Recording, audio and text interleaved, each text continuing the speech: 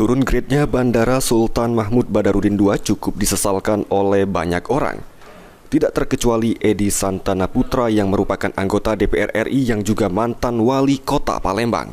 Atas hal tersebut, Edi yang duduk di Komisi 5 DPR RI akan kembali memperjuangkan agar Bandara Sultan Mahmud Badarudin II bisa kembali menjadi bandara internasional seperti dahulu, dengan berkomunikasi dengan Menteri Perhubungan. Menurut Edi, masih cukup ada beberapa maskapai luar yang berminat terbang ke Bandara Sultan Mahmud Badarudin II, sehingga dirinya berusaha untuk memperjuangkan supaya Bandara Sultan Mahmud Badarudin II kembali menjadi bandara internasional seperti dahulu. Setidaknya ke Malaysia lah. Karena ke Singapura umpamanya lewat Batam. Ada sehari 3 kali, kadang 4 kali dari Palembang. Di Malaysia.